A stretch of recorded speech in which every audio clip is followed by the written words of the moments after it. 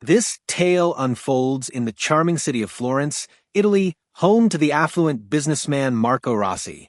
Marco was renowned not only for his wealth and influence, but also for his stern demeanor and traditional outlook on life. He had a son, Alessandro Rossi, a 25-year-old who had been educated in the finest schools and indulged with every luxury money could afford. Yet Alessandro was quite different from his father. While Marco prized wealth and status, Alessandro possessed a gentle heart and a free-spirited nature. He was passionate about art and music and was deeply interested in the lives of ordinary people, those who roamed the streets of Florence. Alessandro was adored by many, but his compassionate nature did not sit well with his father, who expected him to follow in his business footsteps and maintain the family's prominence in Italian society. Despite their differences, Alessandro always respected his father, striving to please him as much as possible. However, Marco's pressures intensified when he decided it was time for Alessandro to marry. For Marco, his son's marriage to a woman from a wealthy and influential family was the next logical step to secure the Rossi dynasty. Alessandro, on the other hand, did not believe in arranged marriages, especially those based on convenience. He desired to marry for love, a notion his father dismissed as youthful folly. The tension between father and son escalated daily until an event altered the course of their lives. One day, while wandering alone through Florence's historic streets, Alessandro encountered a young beggar named Isabella. She was a familiar sight in the city, always seated at the same corner, begging for alms to survive.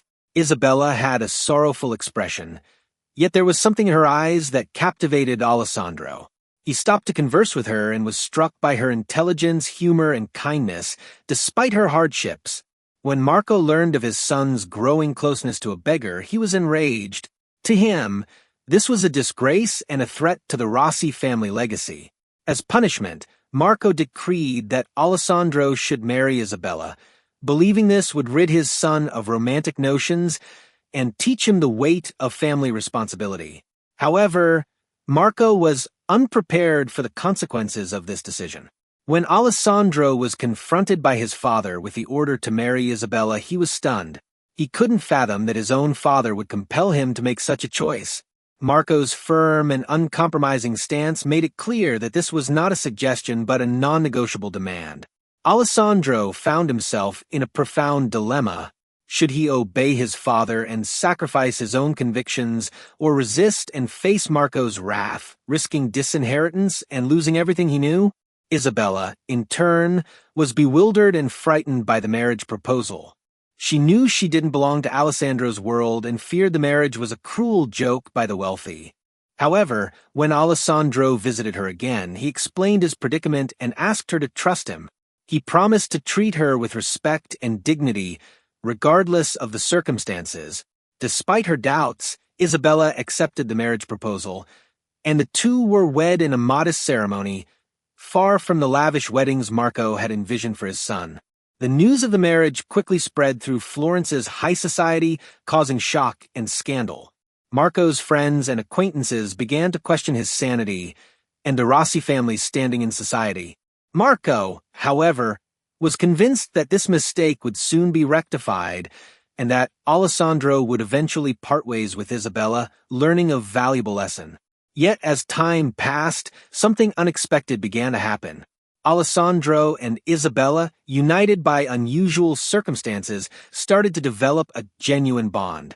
Alessandro began to see Isabella not just as the beggar his father wanted him to despise, but as a strong, intelligent woman with a big heart.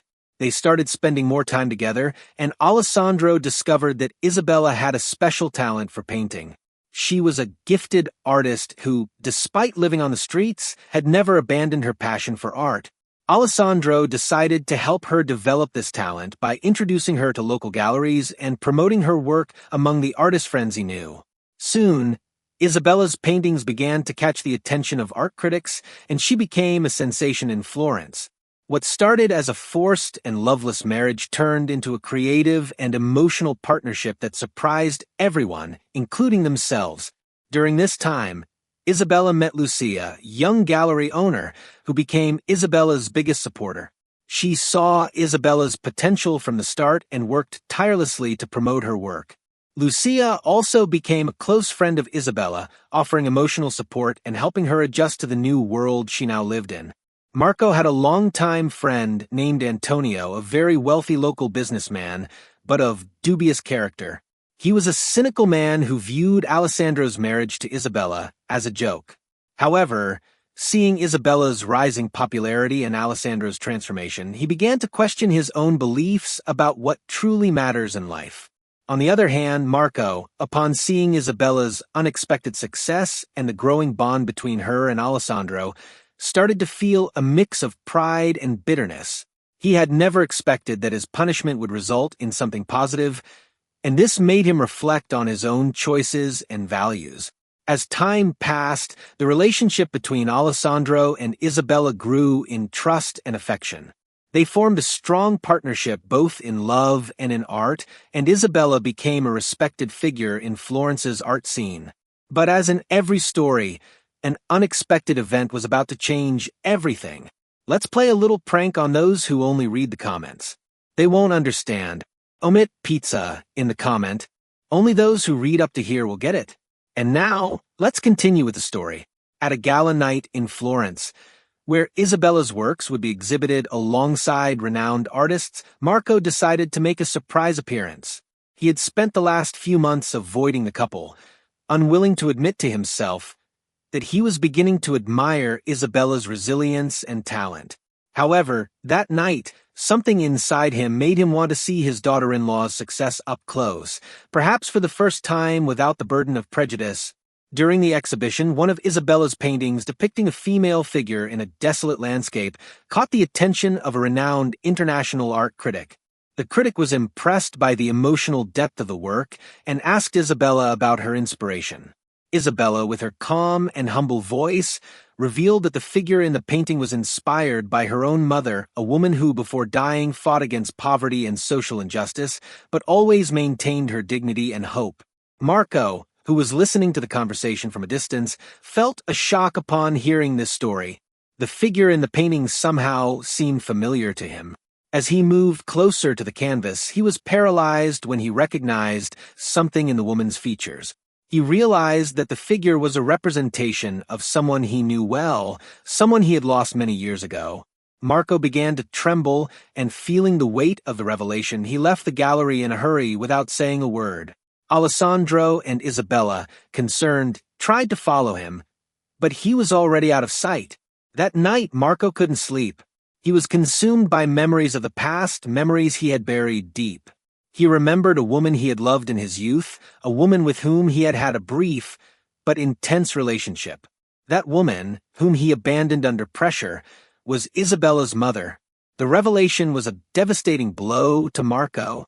He realized that Isabella, the woman he despised and saw as a threat to his legacy, was in fact his own daughter. He had punished his son Alessandro by forcing him to marry his own sister, unaware of Isabella's true identity. As Marco grappled with this new reality, he knew he had to reveal the truth to Alessandro and Isabella. But the pain and fear of the consequences paralyzed him. How could he tell them? How could he face the fact that he himself had caused so much suffering? Days passed, and Marco decided that the only way to deal with the situation was to tell the truth. He called Alessandro and Isabella for a meeting at his mansion without revealing the reason. When they arrived, Marco was visibly shaken, something Alessandro had never seen before. He asked them to sit down, and with a trembling voice, he began to tell his story, from his youth to the moment he abandoned the woman he now knew was Isabella's mother. The revelation was devastating for Alessandro and Isabella. They sat in silence, trying to process the enormity of what they had just heard. Isabella, in particular, was devastated, feeling betrayed and confused. The man she had begun to love was, in fact, her brother, and the father she never knew had been responsible for her misery and that of her mother. After Marco's devastating revelation, Alessandro and Isabella's world fell apart. The news left them emotionally shattered, unable to comprehend how they could move forward. Alessandro, who had always admired and respected his father, now found himself facing a moral and emotional dilemma that seemed insurmountable. He didn't know how to deal with the pain of discovering that his wife was actually his sister and that his father had been responsible for so much suffering. Isabella, on the other hand, was consumed by a mixture of anger, sadness, and despair. She found herself torn between the love she had begun to feel for Alessandro and the horror of discovering that he was her brother. Additionally, her resentment towards Marco grew, knowing that he had abandoned her mother and contributed to her difficult life. They both decided to take some time apart. Alessandro retreated to the family's countryside house in Tuscany, while Isabella sought refuge at Lucia's house, her friend and gallery owner. During this time, both faced intense moments of reflection and self-questioning. At the countryside house, Alessandro isolated himself from the world. He spent days reflecting on his life, his choices, and the future that now seemed to be in ruins. He questioned whether he could continue living in Florence, knowing that society would soon discover the truth. But at the same time, he remembered the moments of happiness he shared with Isabella and how she had brought light into his life. Despite the pain, he realized that the love he felt for her was real, though complicated. Meanwhile, in Florence, Isabella immersed herself in her art as a way of coping with the pain. The paintings she began to create were intense, filled with emotion and complexity. Lucia, always by her side, encouraged her to channel her emotions into her work. Gradually, Isabella realized that despite everything, she still had control over her life and her future. She decided that regardless of the past, she would choose how to live from now on. Isabella began to rebuild her confidence and accept that her life didn't have to be defined by Marco's past mistake. She decided she wouldn't let the suffering of the past destroy what she and Alessandro had built together. After weeks apart, Alessandro and Isabella decided to meet and talk. The meeting was tense and filled with emotions. They both knew that their lives had changed forever and that any decision they made would carry profound consequences. Sitting in a quiet park in Florence, they spoke openly about their pain, fears, and hopes. Isabella shared her decision to move forward with her life, regardless of what happened between them. She stated that she wanted to continue painting and was determined to find a new path for herself. Alessandro, in turn, confessed that despite all the suffering, he still loved her and couldn't imagine his life without her. He suggested that although they knew a marriage between them was impossible, they could continue to support and love each other in another way. They decided then to remain as life and art partners, recognizing that the love between them transcended conventions and the tragedies of the past. However, there was still something to be resolved with Marco. They both knew he was suffering from guilt and regret. They decided to confront him together, not to punish him, but to find a way to move forward as a family, despite the difficult circumstances. Alessandro and Isabella returned to Florence, determined to face Marco and resolve the situation once and for all. The tension was high as they approached the family mansion. The silence between them reflected the gravity of the moment, but also their determination to find a way out of the pain that everyone was feeling. Upon arriving at the mansion, they were greeted by a visibly worn-out Marco. He had aged considerably in the past few days, the weight of guilt and regret marking his face. He knew that this conversation would be difficult, perhaps the most difficult of his life, but he also knew it was necessary. Inside the mansion, the three of them sat in a large living room where so many family memories had been created. The atmosphere was heavy with emotion, and for a moment, none of them could find the right words to begin. Finally, Marco, with a broken voice, began to speak. He confessed the depth of his regret, not only for what he had done to Isabella and Alessandro, but also for allowing pride and social conventions to keep him away from true love. He admitted that deep down he had always known that his behavior was wrong, but the fear of losing respect had prevented him from doing what was right. Alessandro, still bitter, asked his father why he had been so cruel, not only by abandoning them, but by forcing the marriage between him and Isabella. Marco, crying, explained that initially it was just a way of punishment and control, but he never imagined that it would lead them to fall in love. He never intended to hurt them this way, but he had proven to be cruel and ironic. Isabella, on the other hand, remained silent as she listened to everything, trying to process the pain and confusion she felt. Finally, she stood up and, with unexpected strength, told Marco that despite all the suffering, she was willing to forgive him. She knew that carrying the weight of hatred and resentment would only destroy her further. She wanted to move forward, free from the shadow of the past, and the only way to do that was by forgiving. Alessandro, seeing Isabella's courage and compassion, felt moved to do the same. He looked at his father, who was in tears, and after a long pause, said that he was also willing to forgive him, but that they would need time to rebuild the trust and love within the family. He knew the path would be long and painful. He believed that with time, they could find peace. Marco, relieved and still in tears, deeply thanked his two children and promised to spend the rest of his life trying to make up for the harm he caused and, above all, to support Isabella and Alessandro in anything they needed.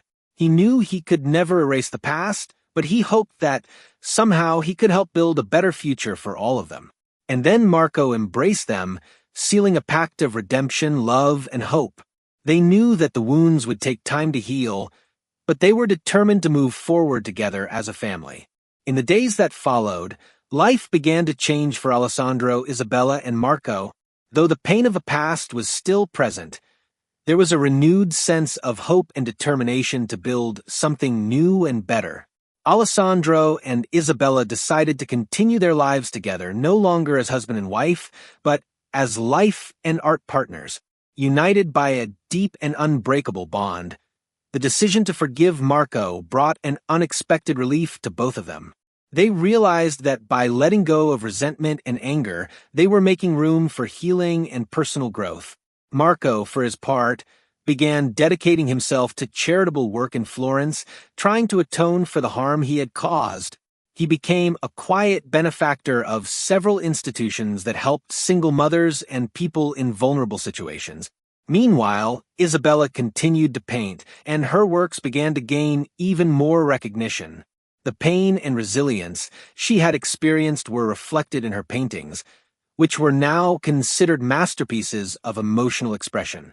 Lucia, her friend and gallery owner, organized a special exhibition for Isabella, where her new works were presented to the public for the first time. The exhibition was an absolute success, attracting the attention of critics and collectors from all over Italy. Alessandro, inspired by Isabella's strength, decided to resume his career as a lawyer, but with a different purpose.